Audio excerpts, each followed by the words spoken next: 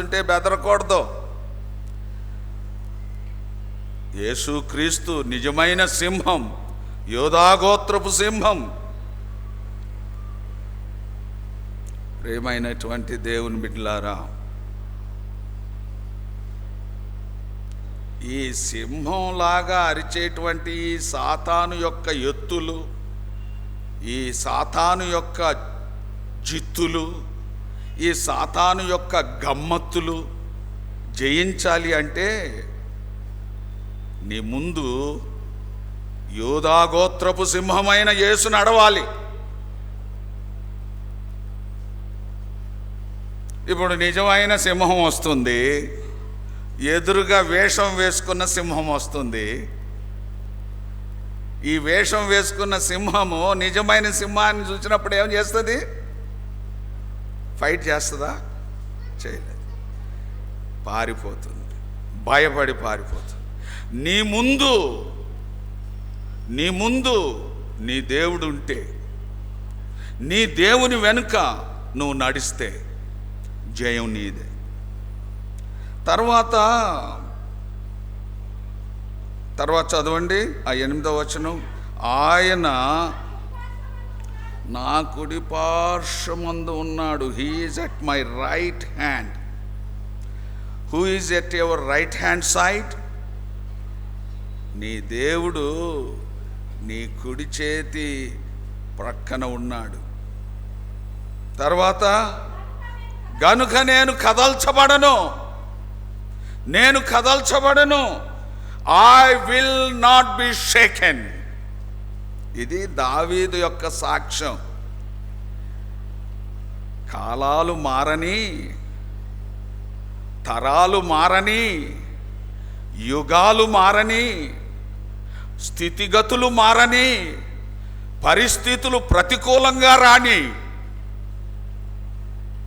ఆటుపోట్లు ఎదురైనా సరే, దురదృష్టకరమైన సంఘటనలు ఎదురైనా సరే, నేను కదల్చబడను. నన్ను కదిలించేవాడు లేడు. ఇది దావీదు హృదయంలో ఉన్న నిశ్చయత. I will not be shaken. There is nothing in this universe which can shake me. ఈ విశ్వంలో నన్ను కదిలించే శక్తి దేనికి లేదు. ఎందుకంటే నా దేవుడు నా ముందున్నాడు. నా గురి నా దేవుని మీద నిలిపాను. ఆయన నా కుడి చేతి వైపునున్నాడు. Who can shake me? What kind of power can shake me? There is no power beyond my lord's power. నా దేవుని శక్తి కంటే మించిన శక్తి ఎక్కడ లేదు. ఏ శక్తి అయినా నా ఎదురుకొస్తే అది చిత్తైపోవాల్సిందే. ప్రియమైన దేవుని బిడ్డలారా, ఈ నూతన సంవత్సరంలో ఇలాంటి కాన్ఫిడెన్స్, ఇలాంటి ఫెయిత్ నేను కలిగి ఉండాలి. పరిస్థితులు ఎదురవుతూ ఉంటాయి, ప్రతికూల పరిస్థితులు ఎదురవుతుంటాయి. నీ దేవుడు నీ ముందుంటే, నీ గురి నీ దేవుని మీద ఉంటే, నీ దేవుడు నీ కుడిపక్షంగా ఉంటే దేనికి భయపడవలసిన అవసరం లేదు. జయము నీదే, విజయం నీదే. దేన్నన్నా ఎదిరించగలవు, ధైర్యంగా ముందుకు సాగగలవు. నా గురి నా దేవుని మీద నిలుపుచున్నాను, నేను కదల్చబడను. ప్రియమైన దేవుని బిడ్డలారా,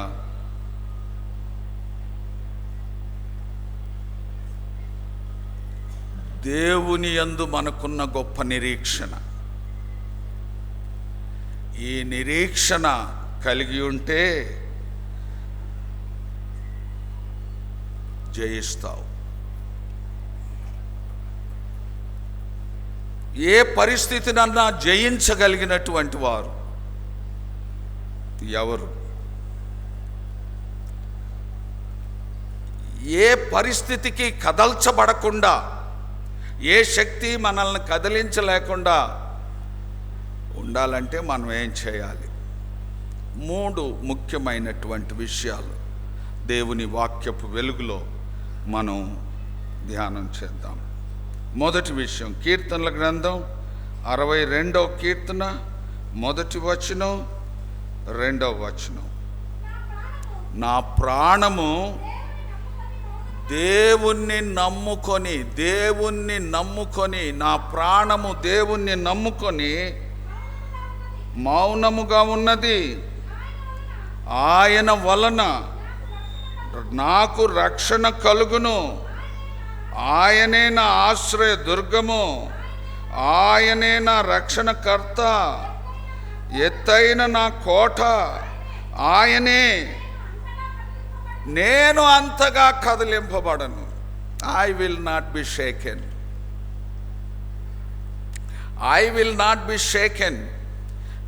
నన్ను కదిలించే శక్తి, నన్ను భయపెట్టే శక్తి లేదు. ఎందుకంటే నేను కదల్చబడను. ఎందుకంటే నేను దేవుణ్ణి నమ్ముకొని ఉన్నాను. I trusted in my lord. నా ప్రాణము దేవుణ్ణి నమ్ముకొని మౌనంగా ఉంది.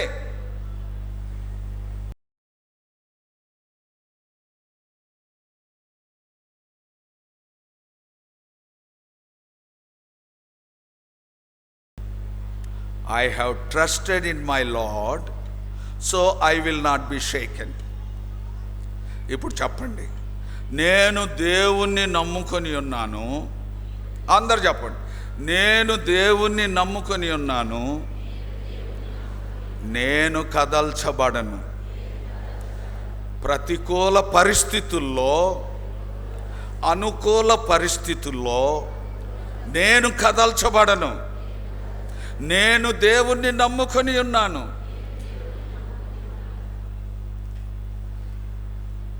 ఎంత ధైర్యం ఉంది! ఈ మాటలు పలుకుతుంటే మనలోకి ఎంత ధైర్యం వస్తుంది, ఎంత ఆదరణ కలుగుతుంది. నేను నా దేవుణ్ణి నమ్ముకొని ఉన్నాను, ఆయన వలన నాకు రక్షణ, ఆయన నాకు ఆశ్రయదుర్గము, ఆయన నా రక్షణకర్త, నా కోట.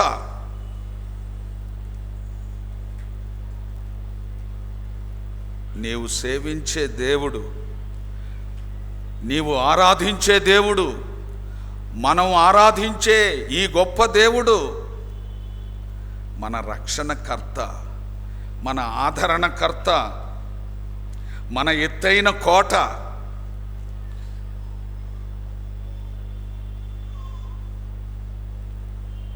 పరిస్థితులు ఎదురు తిరిగితే మనల్ని ఏం చేస్తాయి? ప్రతికూల పరిస్థితులు, అనుకూల పరిస్థితులు, ఏ స్థితిలో, ఏ పరిస్థితుల్లోనైనా నువ్వు దేవుణ్ణి నమ్ముకుంటే భయపడవు, నీకేం నష్టం కలగదు. దేవుని యందు నమ్మిక ఉంచినట్లయితే.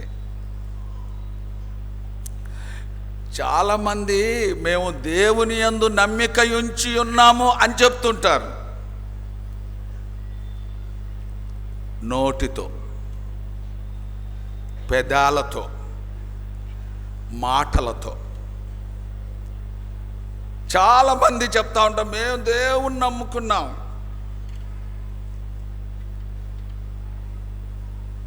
ఏమన్నా అన్నావో దేవుడు చూసుకుంటాడు. శాపం. దేవుడు నమ్ముకున్నామంటాడు, శాపాలు పెడతా ఉంటాడు. మేము దేవుణ్ణి నమ్ముకొని ఉన్నాం.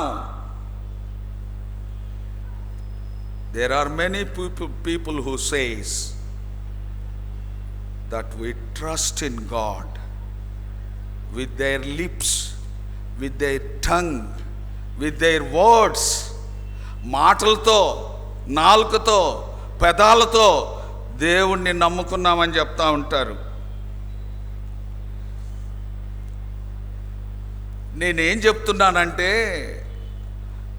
దేవుణ్ణి నమ్ముకోవడం అంటే మాటలు చెప్పడం కాదు, క్రియలో చూపించడం. Belief is not words, belief is an action.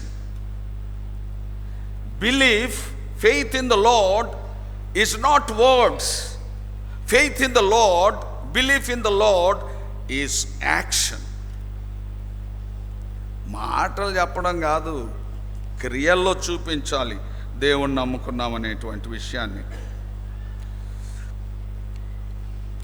ఎవరైనా నేను దేవుణ్ణి నమ్ముకున్నాను అని చెప్తే వారిలో ఇంకా సందేహం ఉండకూడదు.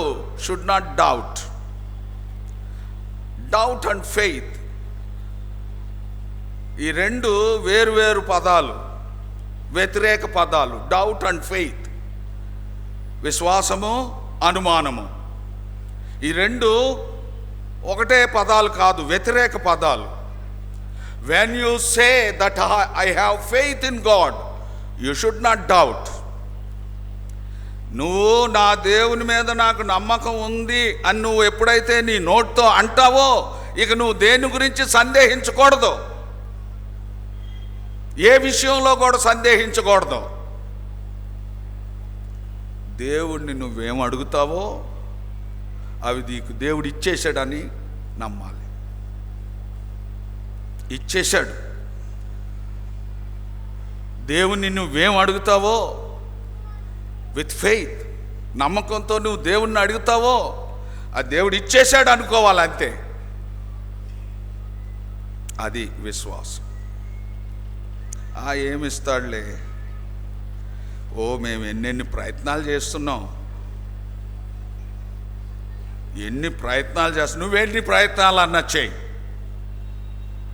నువ్వు చేసే ప్రయత్నాలు ఇక్కడ ప్రధానం కాదు, నీ విశ్వాసం ప్రధానం.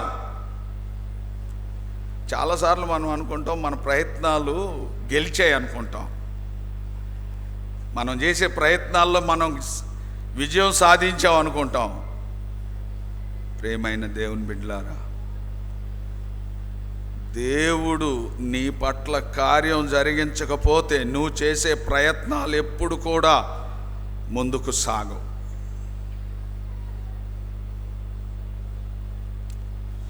God is involving in our situations, so we are successful.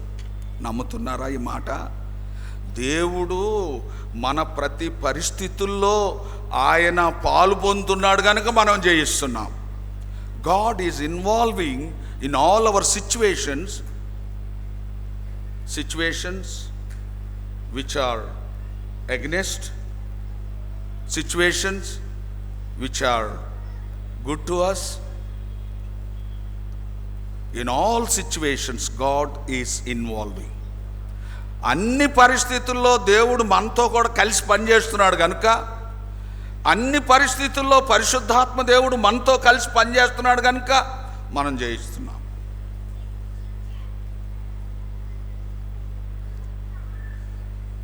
నేను నా దేవుణ్ణి నమ్ముకున్నాను, నేను కదల్చబడను. పరిస్థితులు నన్నేం చేయలేవు.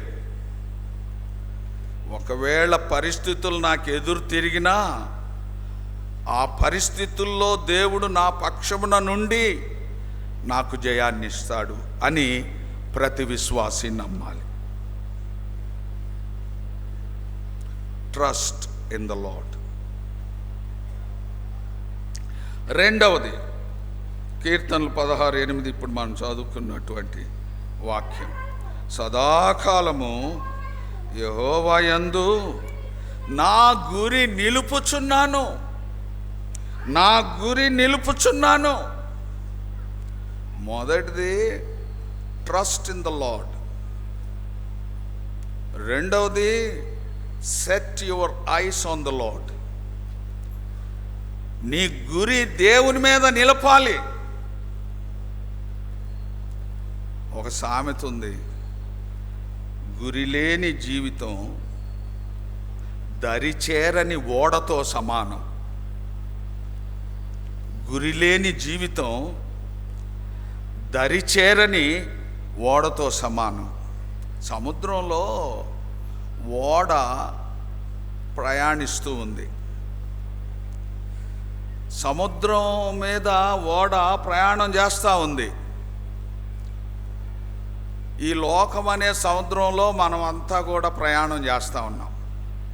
మనం కూడా ఓడల్లాంటి వాళ్ళమే. మన కుటుంబం ఒక ఓడ, నీ జీవితం ఒక ఓడ ఈ లోకం అనే సముద్రంలో.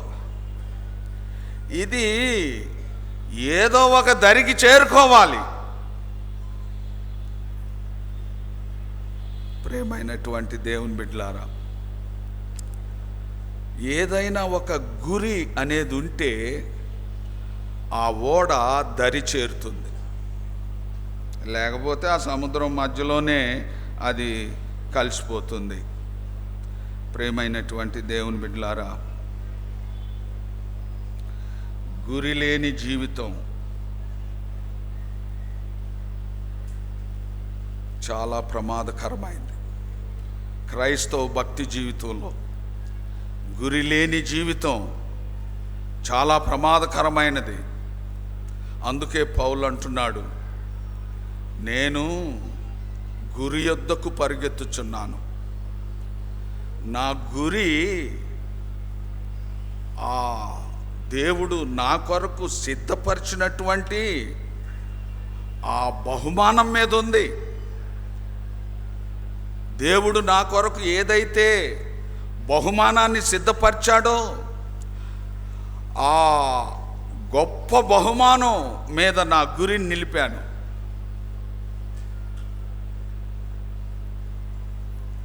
ఆ గురి యొద్దకు పరిగెత్తుచున్నాను. I am running towards the goal. పౌలు గారు చెప్పినటువంటి మాట, I am running towards the goal. గురి యొద్దకు పరిగెత్తుచున్నాను. క్రైస్తవ భక్తి జీవితంలో ప్రతి ఒక్కరూ ఒక గురి కలిగి ఉండాలి. ఫిలిప్పీలకు రాసిన పత్రిక 3వ అధ్యాయం 14వ వచనం, క్రీస్తు యేసునందు దేవుని ఉన్నతమైన పిలుపునకు కలుగు బహుమానము పొందవలనని గురి యొద్దకు పరుగెత్తుచున్నాను. ప్రేమైనటువంటి దేవుని బిడ్డలారా, జీవితం అంటే తిని తాగి సుఖించడం కాదు. Life is not just enjoying the world. Life is fixing our eyes on Jesus Christ and running towards the goal. దేవుని మీద మన గురి నిలిపి ఆ గురి దగ్గరకు చేరుకోవడానికి పరిగెత్తడమే జీవితం. ప్రేమైనటువంటి దేవుని బిడ్డలారా, ఇప్పుడు భక్తుడైన దావీదు ఏమంటున్నాడంటే, నా గురి, నేను దేవుని యందు నా గురి నిలుపుచున్నాను అంటే నా దేవుణ్ణి ముందు పెట్టుకొని ఆయన వెనక నడుస్తూ ఉన్నాను. ఈ నూతన సంవత్సరంలో, ఈ 2016వ సంవత్సరంలో నీ గురి విశ్వాసమునకు కర్తయు దాన్ని కొనసాగించువాడినైన యేసు మీద నిలిపి వెళ్తే జయం నీదే, విజయం నీదే. ఏ స్థితి, ఏ పరిస్థితి నిన్నేం చేయలేదు. నువ్వు భయపడాల్సిన అవసరం లేదు. గురి దేవుని మీద నిలుపుతున్నావా అంటే అన్ని విషయాల్లో ఫస్ట్ ప్రయారిటీ, ప్రథమ స్థానం దేవునికి ఇస్తున్నావా? ఇస్తే జయమే. మూడో విషయాన్ని చూద్దాం. మొదటిది, నేను దేవుని నమ్ముకున్నాను. ఏ శక్తి నన్ను కదిలించలేదు. రెండవది, నా గురి దేవుని మీద నిలిపి ఉన్నాను, ఏ శక్తి నన్ను కదిలించలేదు. మూడవ విషయాన్ని కీర్తనలు 112 4, 5, 6 వచనాలు. యథార్థవంతులకు చీకటిలో వెలుగు పుట్టును, వారు కటాక్షమును వాత్సల్యతయు నీతియు గలవారు, దయాళులను అప్పించువారును భాగ్యవంతులు. న్యాయ విమర్శలో వారి వ్యాజ్యం గెలుచును, అట్టివారు ఎన్నడను కదలింపబడరు. యథార్థవంతులు ఎప్పుడూ కదిలింపబడరు. మూడో విషయం ఏంటి? యథార్థవంతులు ఎన్నడూ కదలింపబడరు. Nothing can shake the righteous. యథార్థవంతులను కదిలించే శక్తి ఏ శక్తికి లేదు.